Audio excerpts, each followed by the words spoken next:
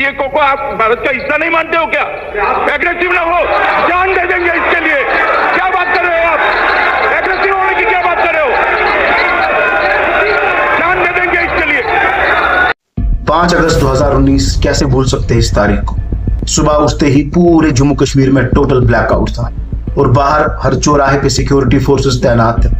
Phones काम करना बंद कर दिए, इंटरनेट गायब, मोबाइल नेटवर्क खत्म, केबल कनेक्शन वगैरह भी सब कुछ बंद पड़ा था। और टीवी पर एक ही चैनल दूरदर्शन यानी कि DD1 जो कि नेशनल चैनल है, बस वही देखने को मिल रही थी और उस पर भी एक ही ब्रेकिंग न्यूज चल रही थी। लेकिन आखिर हुआ क्या था दोस्तों? ये सिर्फ कैलेंडर की एक डेट नहीं थी, ये वो दिन था जिसने जम्मू कश्मीर की पहचान, जम्मू कश्मीर का मुस्तकबिल और जम्मू कश्मीर की सियासत हमेशा के लिए बदल के रख दी।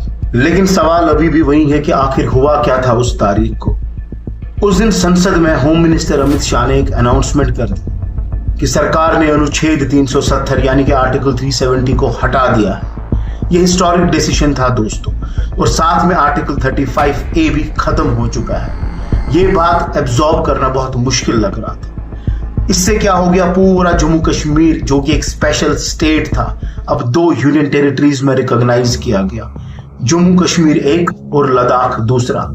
और बस एक अनाउंसमेंट के बाद देश भर में चर्चा और डिबेट्स शुरू हो गए।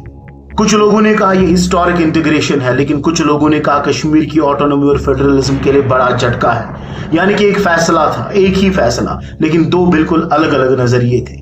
उस वक्त पूरी वादी में कम्युनिकेशन रेस्ट्रिक्शंस भी लगाई गई दोस्तों। कई पॉलिटिकल लीडर्स को प्रिवेंटिव डिटेंशन में लिया गया। सरकार ने जवाब में कहा कि यह कदम लॉ एंड ऑर्डर को मेंटेन करने के लिए और साथ ही वायलेंस को रोकने के लिए बहुत जरूरी था। लेकिन क्रिटिक्स ने इस पर भी सवाल उठाए और कहा इसे सिविल लिबर्टीज और डेमोक्रेटिक राइट्स के पर्सपेक्टिव से देखा जाए तो यह गलत है।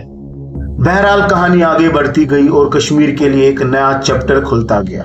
एक तरफ highways, tunnels, rail projects, investment, governance, reforms, इन सब की बात होने लगी। लेकिन दूसरी तरफ आइडेंटिटी, स्टेटहुड, पॉलिटिकल रिप्रेजेंटेशन और कॉन्स्टिट्यूशनल राइट्स पर डिस्कशंस और लीगल डिबेट्स भी जारी रहे। और अब 7 साल हो गए इस बात को आज दोस्तों। 5 अगस्त सिर्फ एक हिस्ट्री चैप्टर नहीं रहा। कुछ लोग इस दिन को सेलिब्रेशन के रूप में देखते हैं, लेकिन कुछ लोग इसे प्रोटेस्ट और रिमेम्बरेंस के दिन के रूप में भी देखते हैं। यानी एक ही तारीख, एक ही कश्मीर, लेकिन यादें और नजरिए अलग अलग दोस्तों। लेकिन असली सवाल अभी भी वही है, क्या 5 अगस्त 2019 ने कश्मीर की प्रॉब्लम सॉल्व कर दी या सिर्फ महज एक नए चैप्टर की शुरुआत कर दी? जरा आप कमेंट करके जरूर बताइएगा। आपके हिसाब से 5 अगस्त 2019 का सबसे बड़ा इंपैक्ट क्या था? जरा कमेंट्स में लिखिएगा।